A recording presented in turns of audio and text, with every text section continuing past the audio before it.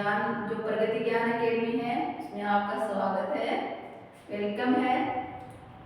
हमने कल देखा था कि जो हिमालय की उत्पत्ति है उसके विषय में जाना था कि कैसे हिमालय की उत्पत्ति हुई है और जब भारत था वो कहाँ था, आज कहाँ है, क्या मतलब जो आज स्थिति थी क्या पहले की वही स्थिति थी, इसके बारे में हमने कल की क्लास में देखा था।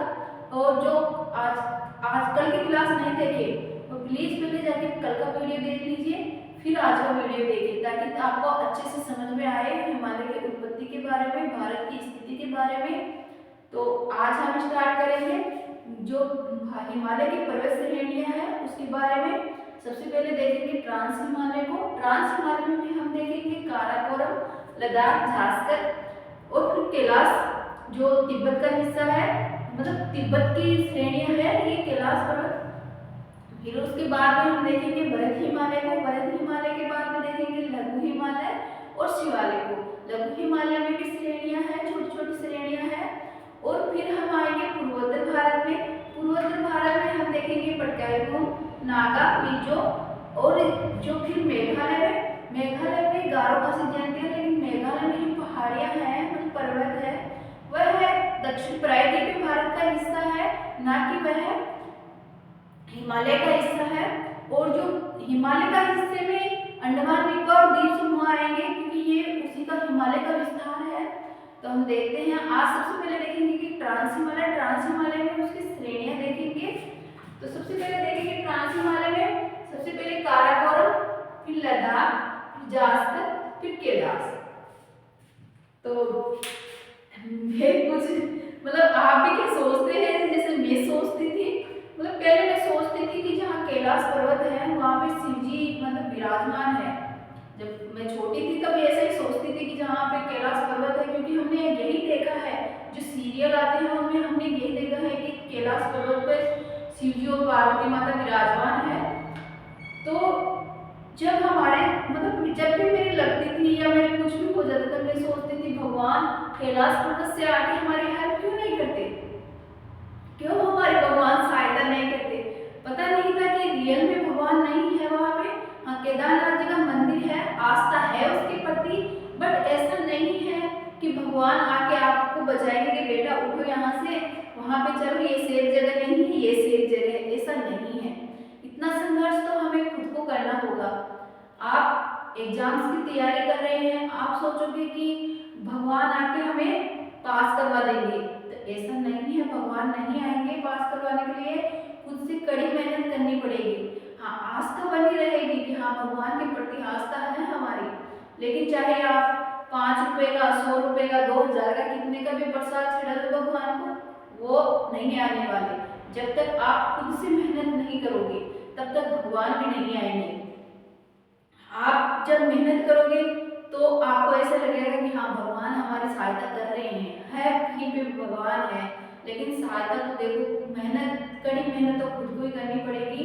ऐसा नहीं है कि 5 रुपए 10 रुपए के प्रसाद चढ़ा दोगे भगवान आके तुम मुझे पास करा देते, ऐसा नहीं है। भगवान नहीं आएंगे। भगवान भी ऐसे सोचेंगे कि मैं क्या तेरे 5 रुपए के प्रसाद के लिए हूँ, मैं तो जब सृष्टि का पालनहार हूँ तो 5 रुपए के प्रसाद से कुछ नहीं होगा, करना खुद को ही पड़ेगा। तो इसलिए एग्जाम पास में है और कड़ी मेहनत कीजिए ताकि रिजल्ट ला सके आप अपना और अपने माता पिता का नाम रोशन कर सके। शायद वो आप जब वो कमाते हैं तो सोचते हैं कि सारी पूंजी वो अपने बेटों में बच्चों को लगा देते हैं ताकि उनका बच्चा जब वो पूंजी इसलिए लगाते हैं ताकि उसका बेटा बड़ा होके कुछ बड़ा बन सके, इसलिए नहीं लगाते कि वो हमें देगा, नहीं, उनको ऐसी उम्मीद नहीं है। आजकल जैसे पश्चाती सभ्यता आ रही है उसके अकॉर्डिंग तो आजकल किसी को उम्मीद नहीं है कि बेटा बेटी उनको मतलब बाद में जब बुढ़ापा आएगा तो उनको सपोर्ट करेंगे। हाँ, कुछ ऐसे हैं जो अपने माता पिता को मतलब जान से भी ज्यादा चाहते हैं, बट वो कभी रिटर्न्स की आस नहीं करते। तो ऐसा मत सोचिए, वह आपकी खुशी में ही खुश होते हैं। आप मेहनत कीजिए, कड़ी मेहनत कीजिए और रिजल्ट लेके आइए ताकि आपके माता पिता को आप पे गर्व हो सके। तो भगवान पे तो मतलब भरोसा मत रखिए कि भगवान आके ही हमें पास करवाएंगे, ये सीरियल्स में ही होता है। चलो हम आगे देखते हैं ट्रांस हिमालय में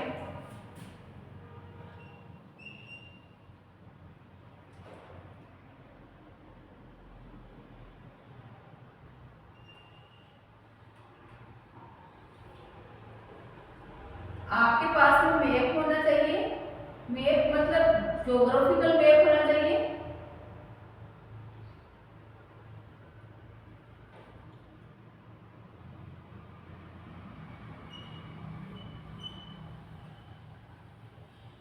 ये बनने में थोड़ा सही नहीं बना है, लेकिन हमें कुछ नहीं करना है इसका।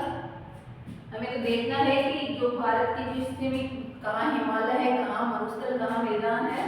तो सबसे पहले हम देखेंगे ट्रांस हिमालय। ट्रांस हिमालय में हम देखेंगे इसकी श्रेणियां।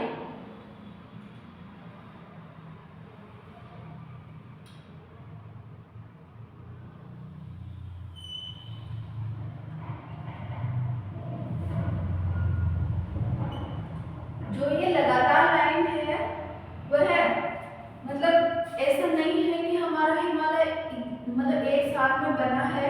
उसको मतलब जैसे हम धीरे धीरे फोल्ड करते जाएंगे तो कुछ लेयर्स बनती जाएगी। तो सबसे पहले ट्रांस हिमालय बना, उसके बाद में वर्ध हिमालय, और उसमें लघु हिमालय, और फिर आ गया शिवालिक। तो जो ट्रांस हिमालय है, ये ट्रांस हिमालय है,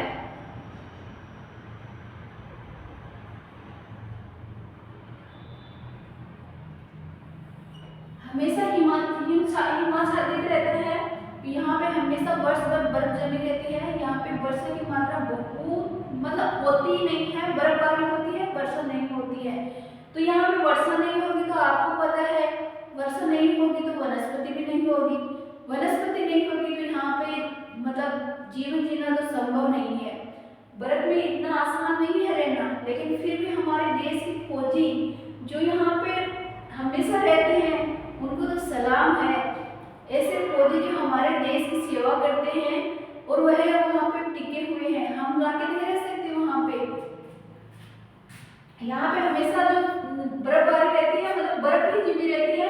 और यहाँ पे जो ग्लेशियर है वो सियाचिन ग्लेशियर इसी ट्रांस हिमालय में है, जिसे चीन लेने के लिए मतलब चीन उसको लेने के लिए मतलब इतना है कि हाँ वो तो मेरा हो जाए, लेकिन भारत के जो फौजी है, सैनिक है, वो इतना आसानी से देने वाले नहीं है।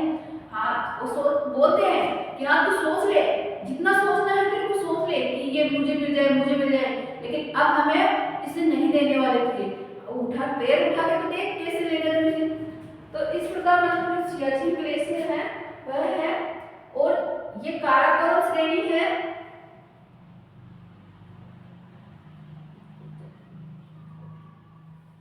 जो कि ट्रांस हिमालय का भाग है, सबसे उत्तर में है। जो काराकोरम है वह भारत के सबसे उत्तर में स्थित है। ट्रांस हिमालय का भाग है, लेकिन ये श्रेणी भी सबसे उत्तर में स्थित है। इसमें जो काराकोरम है उसमें जो सबसे ऊंची चोटी है वह केटू है, जो जिसे गोडविन आस्टीन भी बोलते हैं। सबसे ऊंची चोटी है केटू, जिसे गोडविन आस्टीन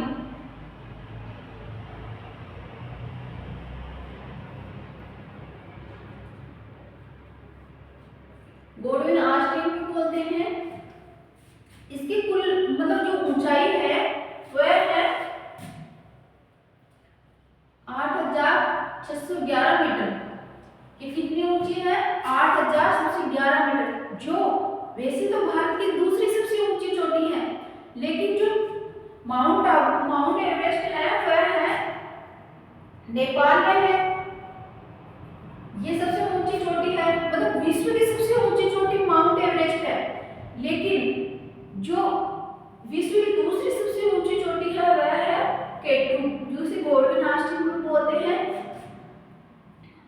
और यह भारत की सबसे ऊंची चोटी है। जो केटू है भारत की सबसे ऊंची चोटी है, और पूरा हिमालय में देखें तो हिमालय की सबसे ऊंची चोटी है माउंट एवरेस्ट।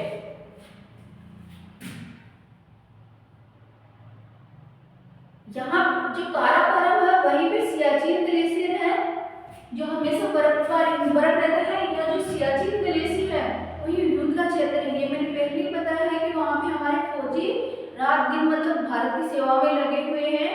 तो सियाचिन ग्लेशियर है जो भारत का सबसे ऊंचा जो ऊंचाई पे स्थित है युद्ध क्षेत्र वह है। यहाँ पे मतलब जो काराकोरम श्रेणी है वहां पे दर्रे हैं, लेकिन हम दर्रों को अभी नहीं देखेंगे, जब दर्रों के अलग से एक क्लास लेंगे उसी में देखेंगे हम दर्रे। फिर आ जाते हैं हमारे, और जो ट्रांस हिमालय है उसकी औसतन ऊंचाई, मतलब औसत ऊंचाई 6000 मीटर है। जो ट्रांस हिमालय की औसत ऊंचाई है वह 6000 मीटर है। फिर इसके बाद में आती है जास्कर।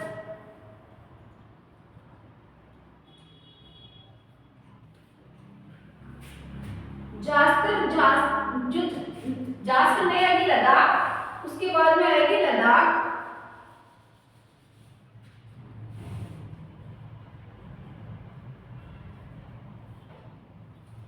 लद्दाख श्रेणी जो कि लेह से उत्तर में स्थित है, जो लेह है, जो लद्दाख में जो लेह है उससे उत्तर में स्थित है। इसकी जो सबसे ऊंची चोटी है वह गोहर मांगदा है।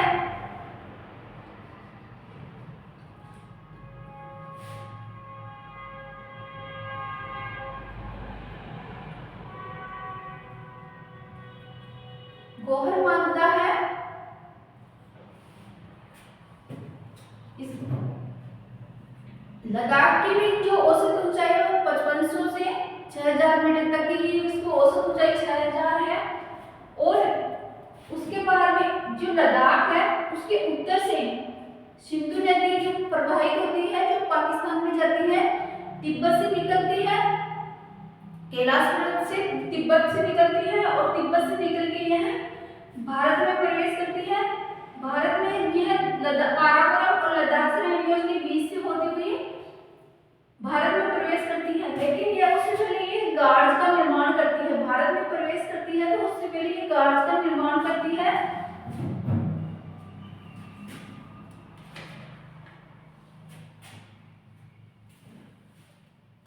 गुल्ला मानता। आई होप आपको थोड़ा बहुत समझ में आ रहा होगा। देखो, जब सामने बच्चे होते हैं तो थोड़ा ऐसे रहता है कि हाँ हम इन बच्चों को पढ़ा रहे हैं, लेकिन लाइव पढ़ाना थोड़ा, अगर डिजिटल मोड हो तो थोड़ा डिफिकल्ट नहीं होता, लेकिन खुद से लिखना और बताना थोड़ा डिफिकल्ट होता है। तो आप, मैं समझ सकती हूँ कि आप इस बात को समझेंगे, या फिर पूर्ण रूपेण, मतलब आजकल डिजिटल होता है तो उसमें सब कुछ लिखा हुआ होता है, लेकिन लिख के पढ़ाना थोड़ा मुश्किल होता है, ये आप सब भी जानते हैं।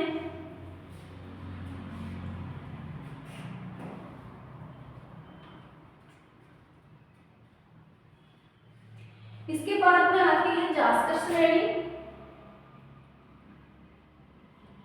ये जास्कर श्रेणी है, इससे दो नदियां प्रवाहित होती है, डांस और जास्कर। दो नदियां प्रवाहित होती है, डांस और जास्कर, डांस और झांसकर, डांस नहीं है, डांस और झांसकर। और ये भी काफी दर्रों का निर्माण करता है, जिसमें केंद्री मेंगरी, दरमा और वो नीति दर्रा आदि का निर्माण करता है। यहाँ से दर्रे हैं, इनको पास, दर्रों को पास बोला जाता है, लेकिन लाख से भी दर्रा, मतलब लाख भी बोला जाता है, पास भी बोला जाता है और दर्रा भी बोला जाता है। लेकिन दर्रों की तो हम अलग से ही क्लास लेंगे, इसमें नहीं बताएंगे। जो जास्कर श्रेणी है उसकी सबसे ऊंची चोटी है कामेट। जास्कर श्रेणी की सबसे ऊंची चोटी है कामेट, प्रसिद्ध है। और फिर आ जाता है कैलाश। ये कैलाश श्रेणी है जो तिब्बत में स्थित है। जास्कर श्रेणी जो लद्दाख और भरत हिमालय है उसके मध्य में स्थित है। लद्दाख श्रेणी काराकोरम और जास्कर, या फिर हम बोल सकते हैं, या तो बोल सकते हैं कि काराकोरम और जास्कर के मध्य स्थित है, या फिर बोल सकते हैं काराकोरम और भरत हिमालय के मध्य में स्थित है। और काराकोरम सबसे उत्तर में स्थित है। यहाँ पे सियाचिन ग्लेशियर के अलावा भी और बहुत सारे ग्लेशियर हैं जो विश्व में सबसे बड़े हैं और ऊंचे हैं। यहाँ पे हमेशा, मतलब ये क्षेत्र जो ट्रांस हिमालय का क्षेत्र है वह हमेशा हिम आच्छादित रहता है, क्योंकि जब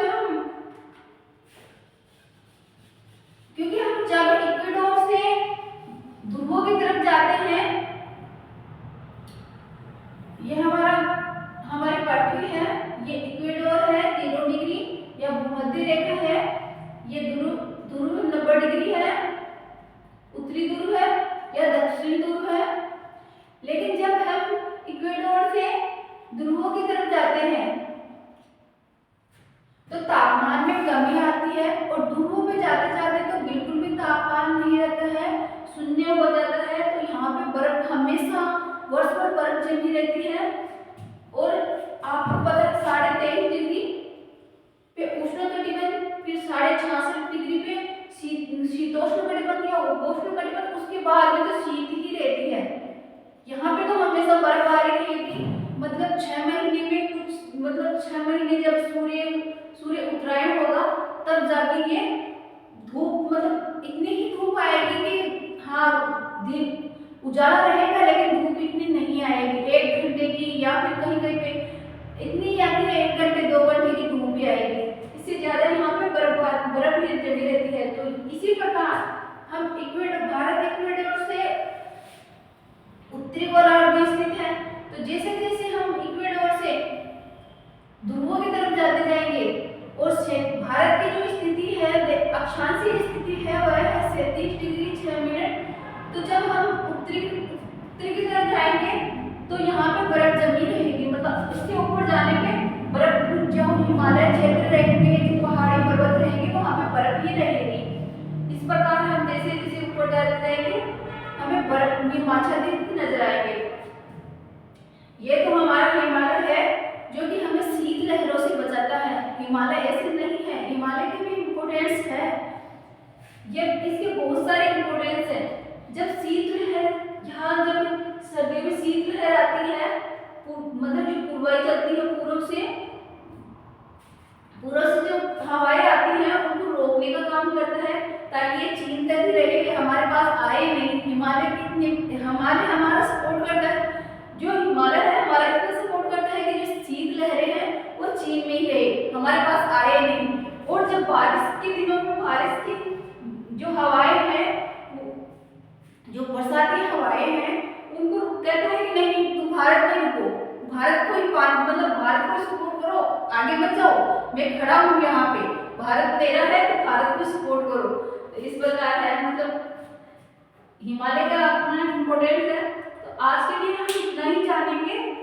कल से हम जो भरत हिमालय है, लघु हिमालय है और जो शिवालिक है उसको देखेंगे, या फिर हो सकता है तो हम जो पूर्वोत्तर ये पर्वत श्रेणी है उसको देख लेंगे। तो आज के लिए इतना ही। लाइक करिए वीडियो को, मतलब ज़्यादा से ज़्यादा लाइक और शेयर कीजिए, ताकि हमें भी मतलब थोड़ा सपोर्ट मिल सके, हम भी आपके सामने लाइव आ सके। स्टार्टिंग में थोड़ी प्रॉब्लम्स आती है, वो हमें पता है, लेकिन आप जब सपोर्ट करोगे तो हमें इतनी प्रॉब्लम्स नहीं आएगी।